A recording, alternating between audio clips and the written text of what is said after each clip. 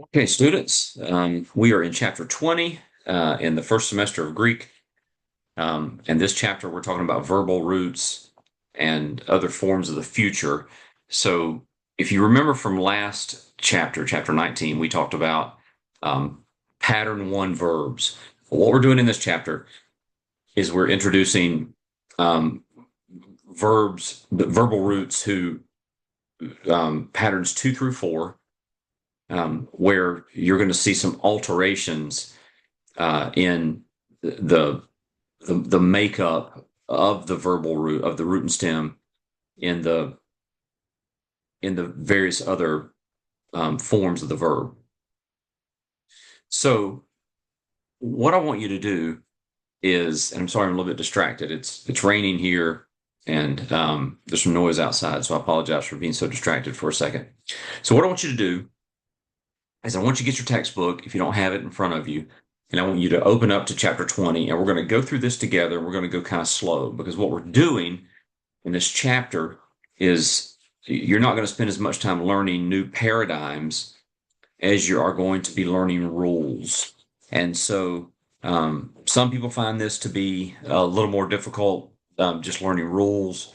But if you think about it, learning the rule will help you in the long run.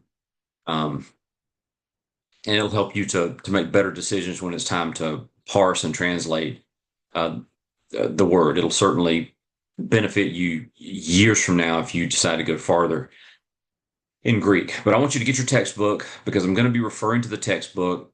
I'm going to be reading directly from it in some cases because I think that it says it better than I could say it in the slide. And so part of my distraction comes, I don't know when you're watching this, but the Georgia Bulldogs just won the 2025 SEC championship last night. So a little bit on a football high today. It's raining and a lot of noise outside outside my office door. So get your textbook and let's get into it. So we've kind of used root and stem um, synonymously, and that is not the most accurate way to do it. Um, the root is the most basic form of the verb. So you learned luo, I loose. And we have a tendency to think, because we learn luo, that that's the basic form of the verb, but it's not. The basic form of luo, I loose, is lu, to loose. But that's not really how we learn it. We're just learning vocabulary words in the beginning. And when it comes to verbs, instead of learning this chapter first, we just jump right into present active indicative. And so the root is the most basic form of the verb. The stem is the verb's basic form in a given tense. So you can see, and I'm purposefully ignoring ball and ballo because we're going to get to it in just a minute. So just focus on lu for now. So root is the basic form of a verb universally. The stem is the basic form of the verb in a particular tense. So if the root is lu, luo is the basic form in the present active indicative tense. And luso is the basic form in the future tense. So a pattern one verb, which you learned last week, is a verb whose stem stays the same through the present and the future. There's no alteration. So the lu, see the upsilon doesn't change. There's nothing added to it. There's nothing taken away from it. The lambda upsilon remains constant. Those two letters remain constant throughout the present and the future tense. But take a look at ballo. This is one of your words that you're memorizing this week. It's ballo means I cast or I throw. The way that I memorized that back in the day is a ball is something you throw. So ballo, I throw. Basic form of ballo is ball, to throw. Very unlikely you will ever see that word, but that is the basic form of the verb is ball. But if you look down at the very bottom of the slide, you see that the basic form of the verb ball, unlike luo, changes in the present and the future tense. So the present tense adds a lambda, and the future looks more like what you find in present active indicative, right? Because you just have this the root plus the personal ending. I don't want you to get too wrapped around the axle right now. I'm just kind of giving you a hint to where we're going in this lecture. That's really the gist of where we're going. So here's that again. You learned in pattern 1 roots, right? They are not altered in the present tense stem. See, the lu remains the same. There's no addition to the upsilon. There's no sigma. I mean, there's a sigma in the future, but there's no changes to lu. In other words, there's nothing that you can clearly recognize the root when you get to the present tense stem. But ballo is different. You can see that ball being the basic verbal root, but the present stem changes by adding that lambda.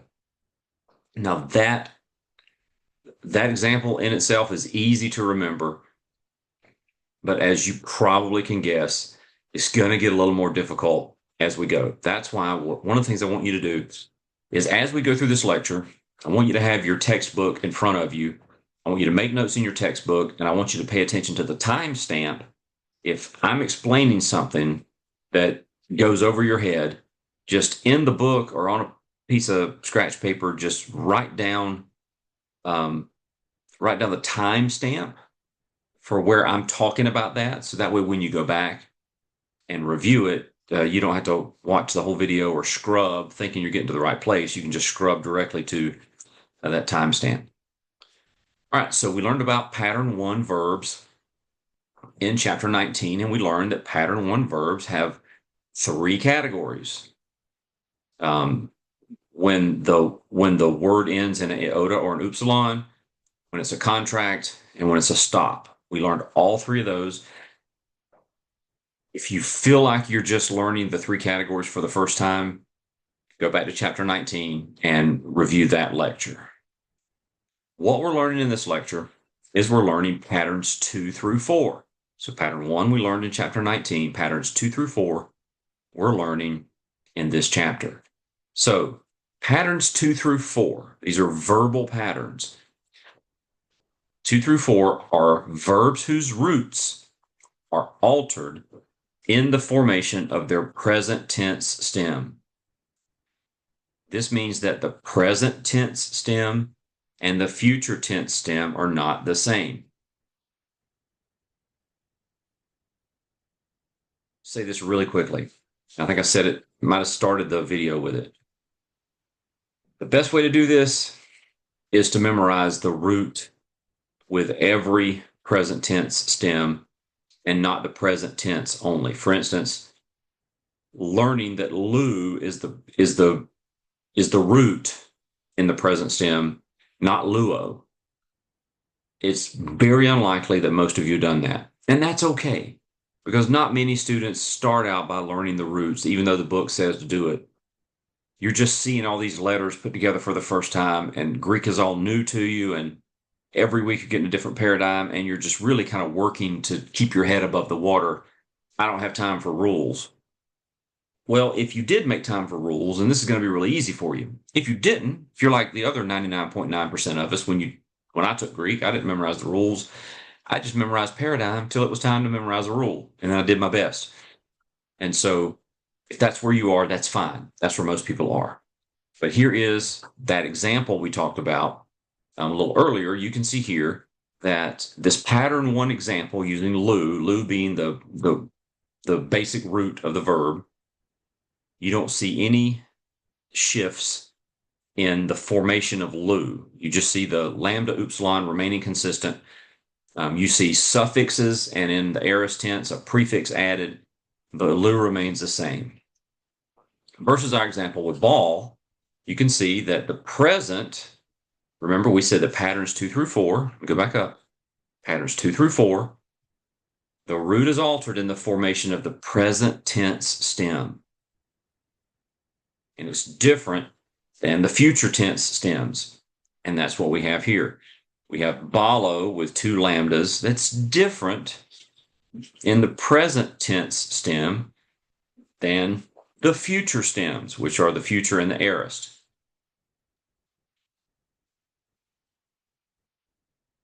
So there are 9 verbs in the New Testament that are pattern 2. So we're learning patterns 2 through 4. We're just going to dive right in and look at pattern 2. And we are starting out on page 210. This is section 20.4. There are 9 verbs in the New Testament that are pattern 2 verbs.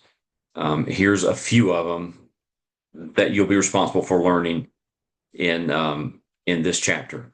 And you can see those here: erkamai, eluth, elusomai, leg, lego, arrow, or uro, hora, horo, or horal, op, and opsomai. So these are your pattern 2. And you can see the changes there between the present and the future. So erkamai, right?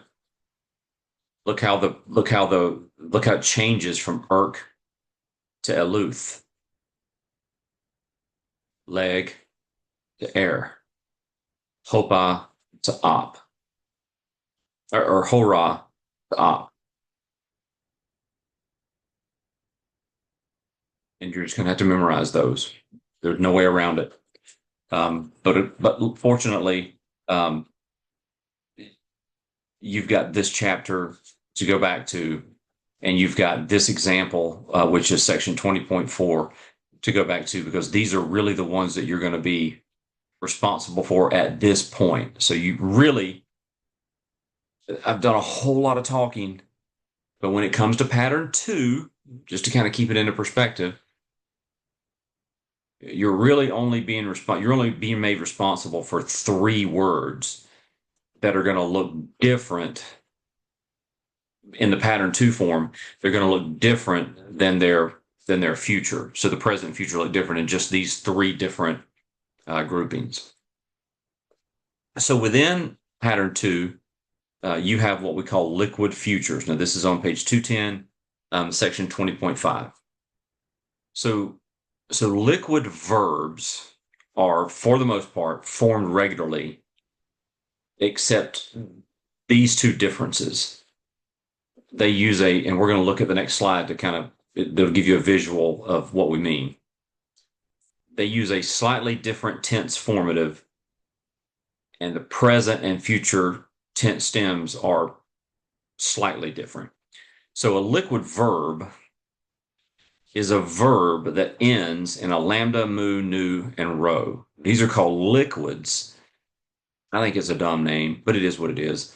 They're called liquids because air flows around your tongue, or the sound goes through your nose when you're pronouncing the letter. So if the last letter of the verbal root is a liquid, meaning if the last letter of the verbal root ends in lambda, mu, nu, or rho, then we call that a liquid verb.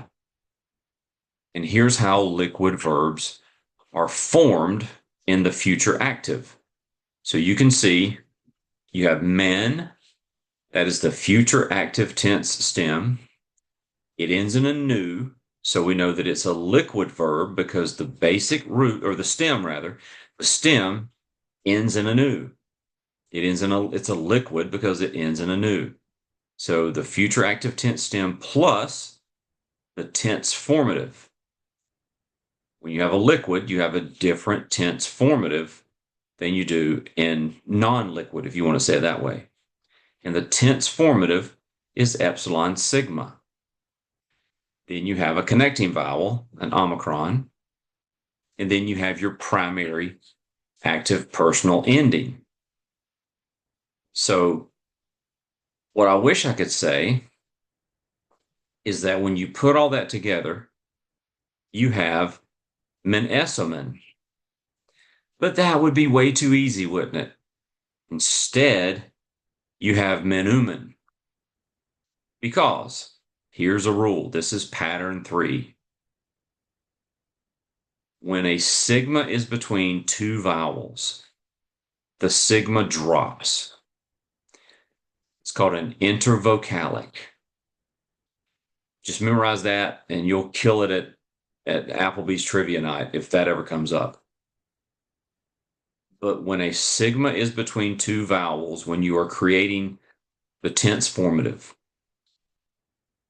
the sigma drops.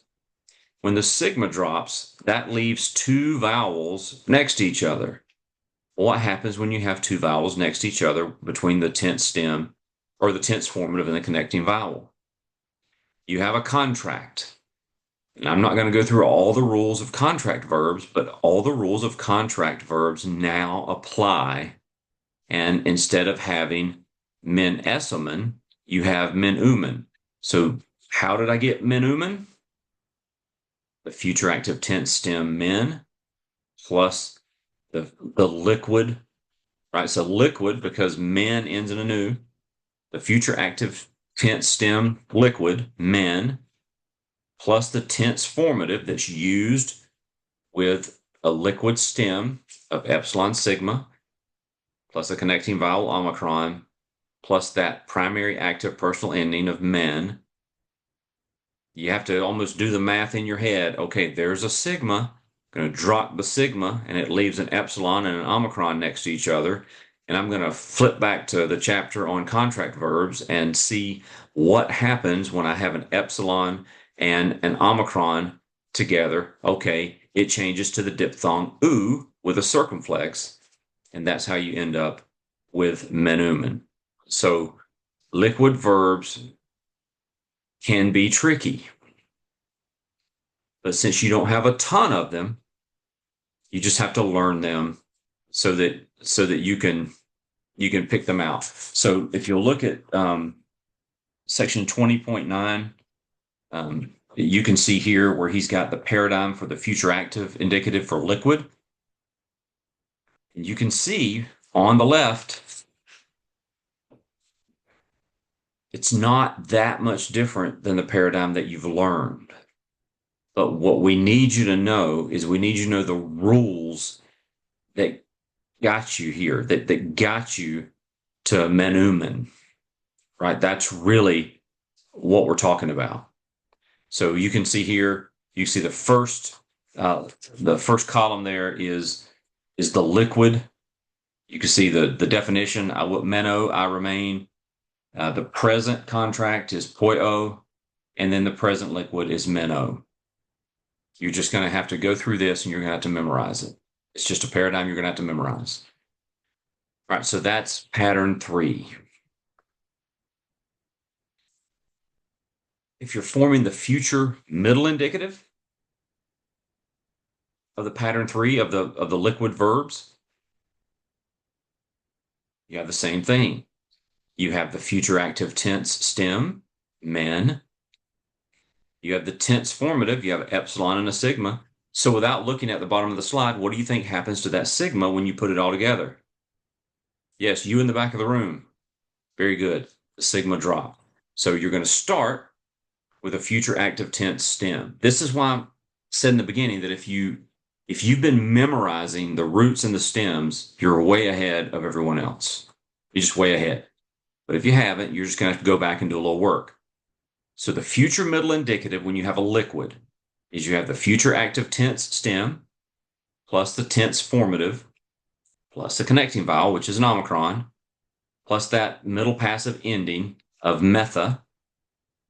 And instead of getting menesometha, or Mnesamatha, really is what it would be. You drop that sigma, you have an epsilon and an omicron that create a contract.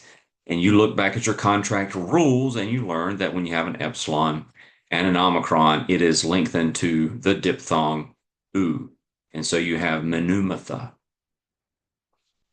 And here is the paradigm for the future middle indicative liquid.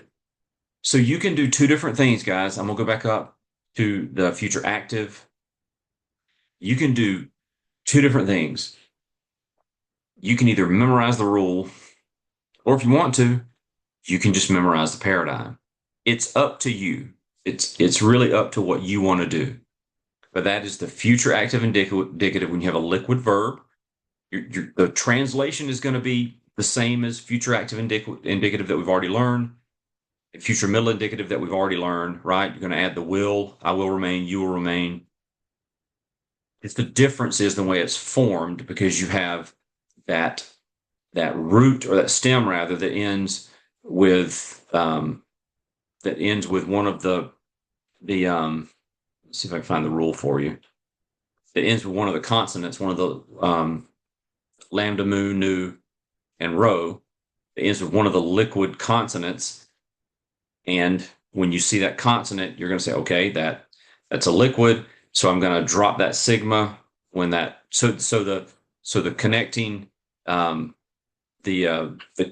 tense formative is going to be an epsilon and a sigma. Okay, but the sigma drops. So now I've got to think about my rules for a contract. Like you can do all that. You can memorize those rules, or you can just cowboy up and you can memorize the paradigm. The better way is to memorize the rules because the rules are going to come back later, but it's up to you. You guys are adults. Okay. Don't be afraid to pause this video at this point and take a little breath because this is a lot. So we've just covered pattern 1 in chapter 19, patterns 2 and 3, which include liquid, which is really the harder of 2 and 3. And now we have, let's see, did I go over all of it? No, I didn't. Okay, here we go. So that's the future middle indicative. Let's go ahead and wrap up. Let's go ahead and wrap up liquids. So I created this slide. This slide was not in the slide deck that Mounce gave us. I created this. It's straight from the textbook. If you're really trying to remember liquids and you're trying to remember the rules, and I would just encourage you to look at sections 20.13 and 14 for these helpful hints. But if you're having trouble identifying liquid verbs, accents can help you. A liquid always has a circumflex. Example is oo, except in the first person, plural, and middle. Right? See here? See the circumflex above the oo, the eta? Only place you don't have it is in the first person plural. So that circumflex can be a key that'll help you know that, okay, this doesn't look like something I've memorized, but there's a circumflex there.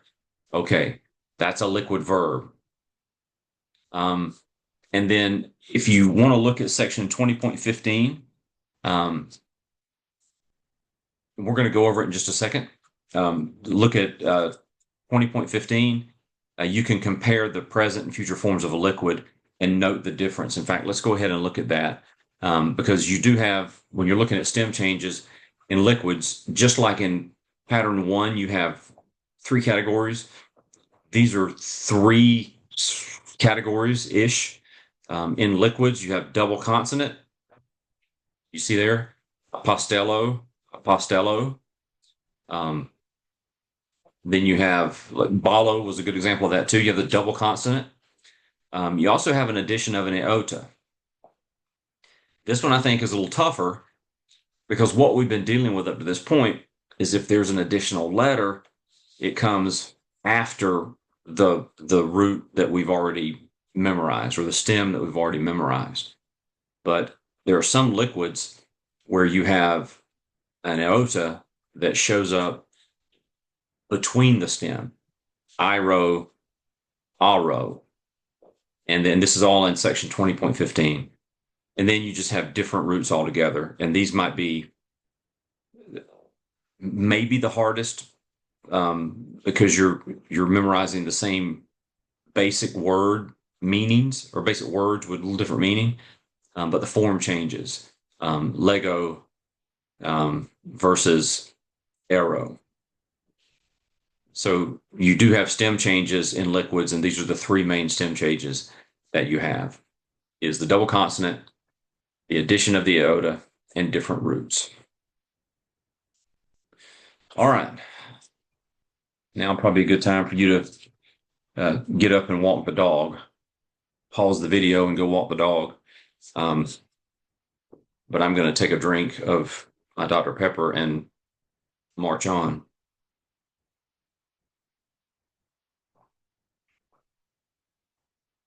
I just want to say that you're probably not following me at all. You're probably lost as a golf ball in high grass, and it's okay. You have to go back and read through the textbook, go back through the lecture, and at some point it's going to click. Oh, I see what they're saying. Once you understand the concept, then you can start memorizing. I don't want you to start memorizing until you get the concept. So you have to get these concepts. This is a really hard chapter. Everybody thinks it's hard. Even people that work with Greek all the time think this is hard because it's so different. But the good news is it doesn't represent the majority of the words in the New Testament. It represents some words in the New Testament. And the great thing about learning a new language is that, if you were to take an English grammar test, you probably wouldn't score 100 on it. You probably wouldn't score 100% on an English grammar. So, even if you don't get this 100%, but you kind of get it, you're closer than you were before. So give yourself some grace. All right. So we looked at patterns 2 through 3. Now let's look at pattern number 4. And we're beginning in section 20.18.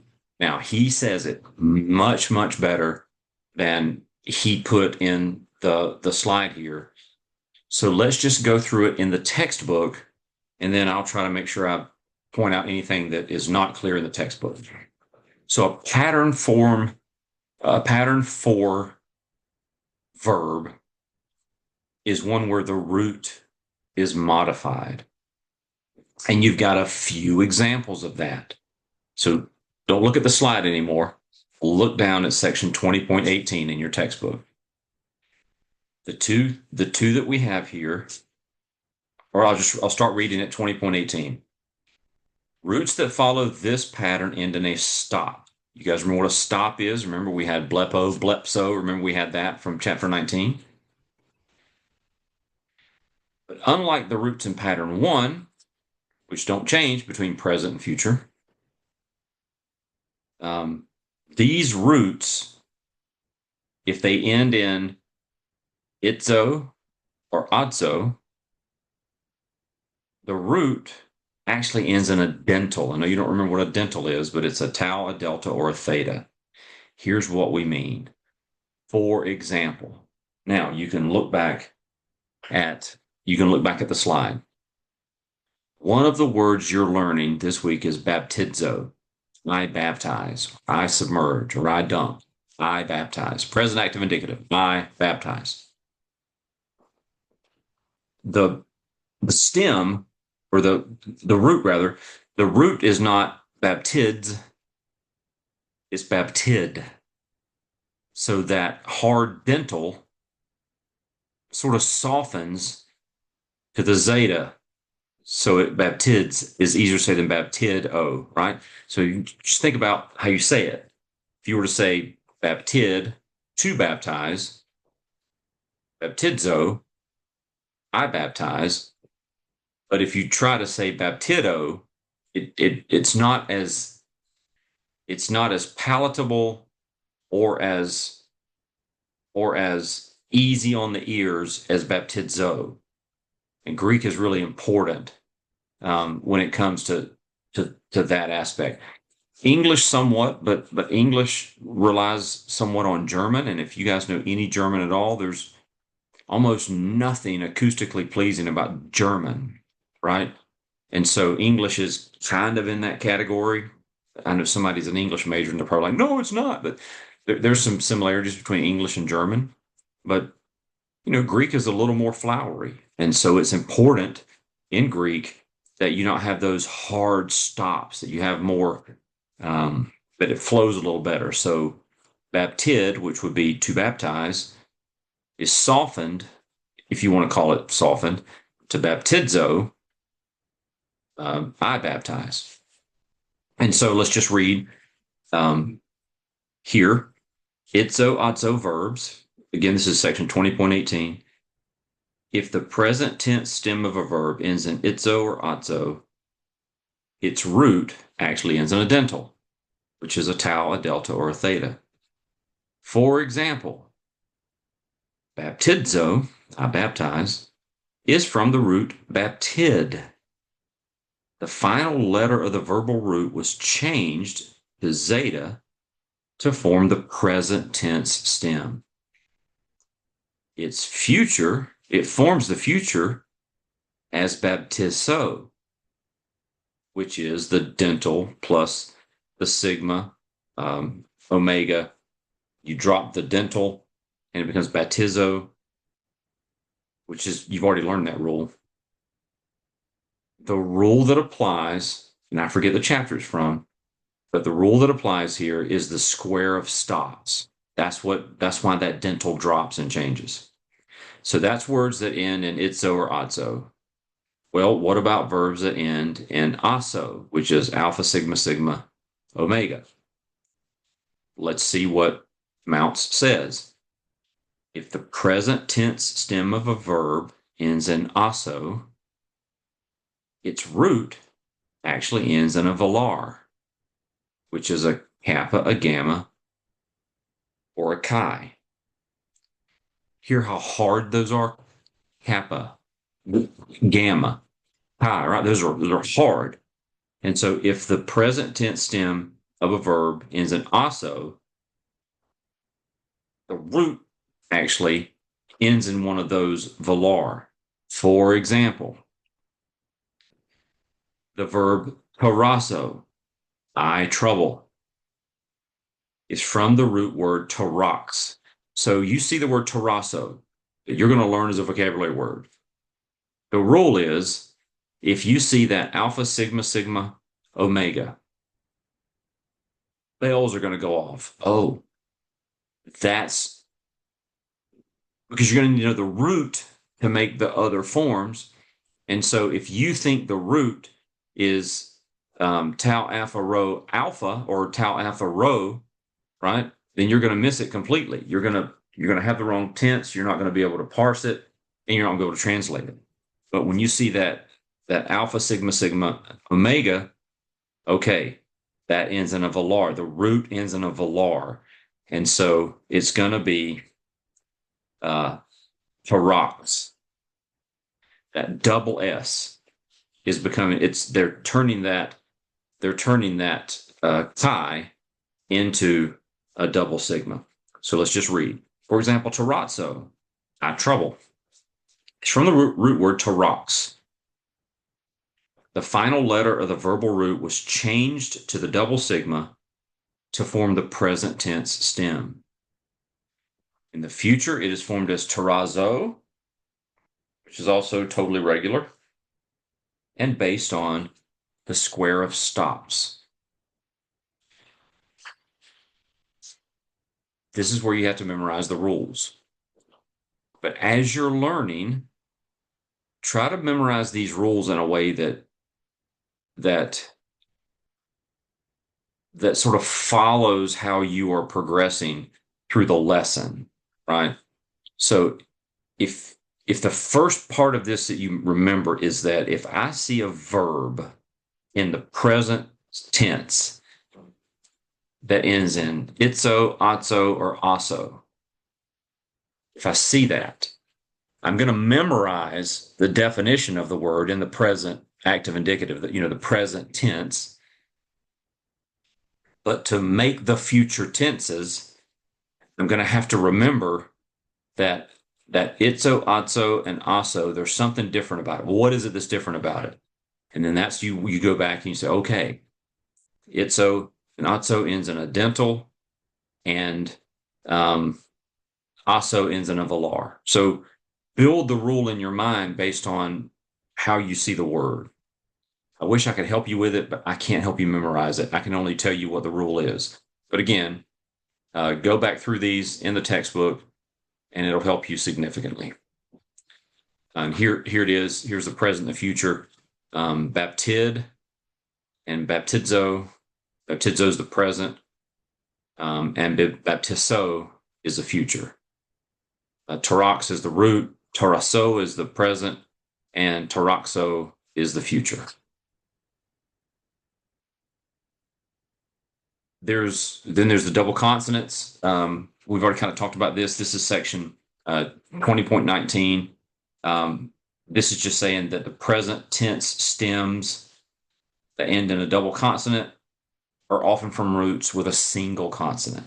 So the word to throw is ball. I throw, present active indicative, is ballo, and you have a lengthening there. But the future maintains that single lambda. And here it is again. I don't know why he shows it twice, but here it is again. Okay, moving on. And now we're moving on to sections 2020, 2021. All right, so some roots add letters to form the present tense stem, but those added letters will not appear in other tenses. So you can see the example here in 20.20. Sometimes it'll add an iota, and then sometimes it'll add an iota and a sigma and a kappa. So the root would be sigma kappa or iota sigma kappa, and it'll form the tenses that you see here. And you just have to memorize that. So just remember that in the pattern 4, some roots will add letters to the present tense, but you won't see those in other tenses. And we've kind of already gone through some of this. And you see it here again.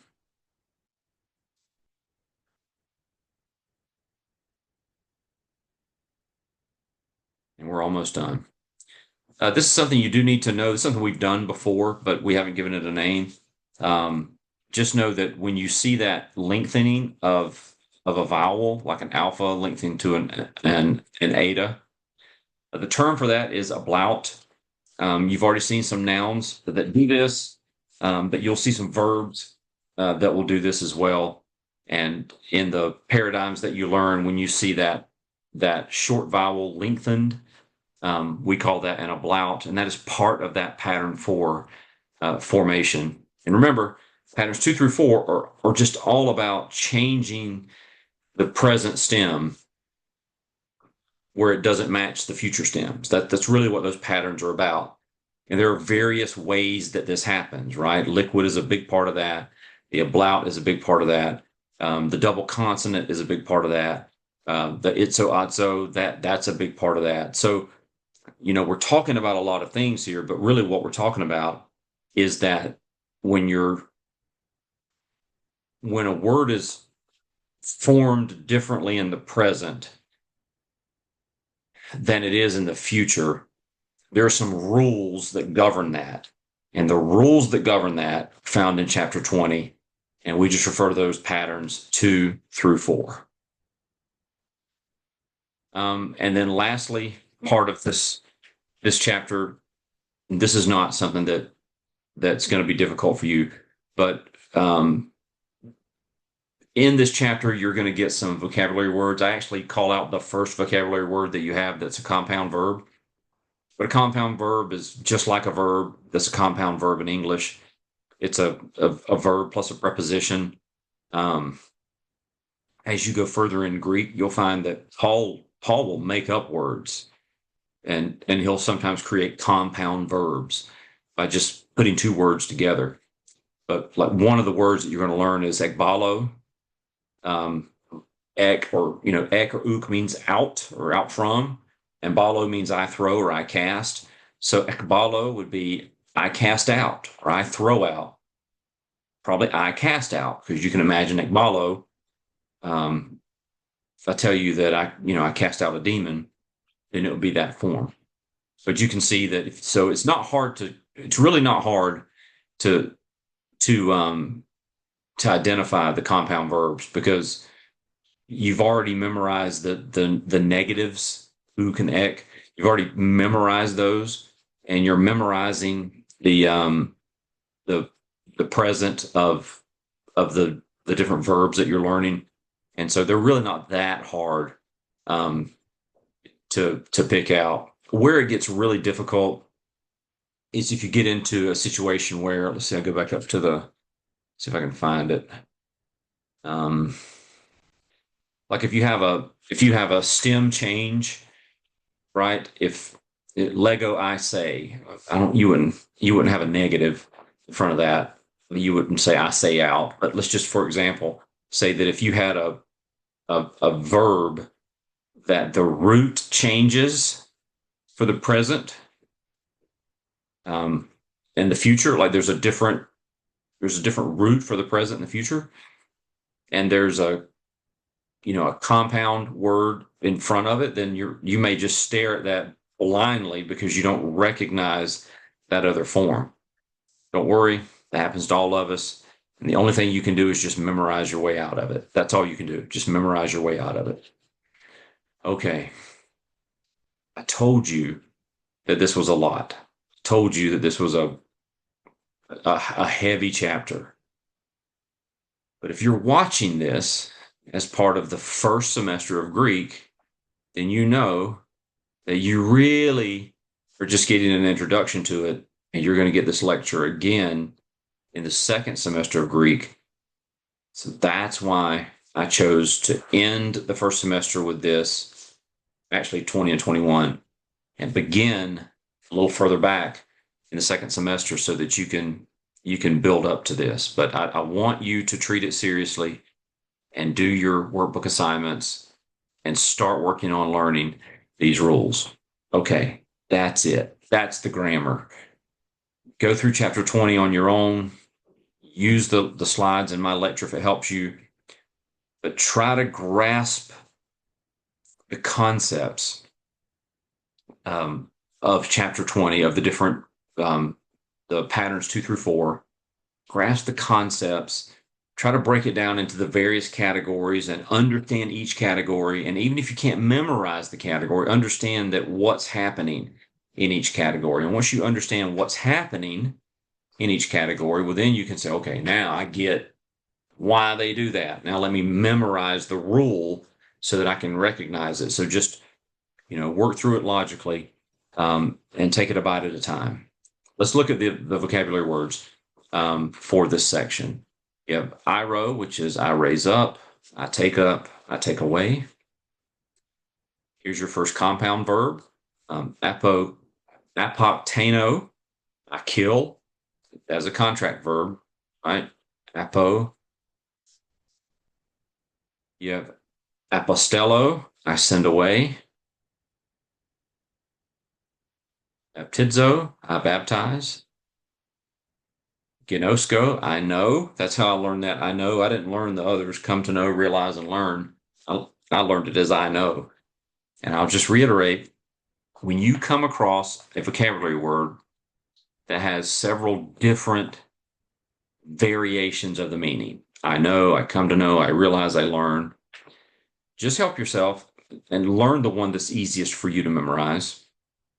And as you grow in Greek, you can start adding some of these other meanings, but you just need to get a basic definition of each word. So gnosko, I know. Glossa, tongue or language. If you are familiar with Pentecostalism or charismatics, when Pentecostals and charismatics speak in tongues, the theological term for that is glossolalia. Comes from the Greek word glossa, tongue or language. Agero, I raise up or I wake. Ekbalo, there it is. We talked about it earlier. I cast out or I send out.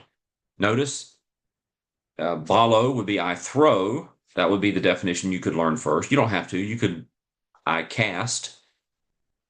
Um, but when you're an ekbalo, you probably wouldn't learn I throw out. Just because most of us are probably familiar with the various contexts that you would find ekbalo in the New Testament, probably in the Gospels where Jesus cast out a demon. You probably wouldn't translate that throw out a demon, right? So that's why I'm saying to just memorize the definition that makes the most sense and that's easiest for you to learn. Went too far. Here we go. Akai, there in that place. Krino, I judge. Laos, people, crowd. If you're familiar with the term laity, like clergy and laity, laos is just people or crowd. Meno, I remain or I live. Horao, I see, I notice, I experience. Sophia means wisdom. Stoma means mouth. And sozo means I save. So think of salvation or soteriology, sozo. I save, I deliver, I rescue. All right. I know that's heavy. Take a breath, go through chapter 20, and we will get through it together. So there you go. That's chapter 20. Go dogs. I'll see you guys next time.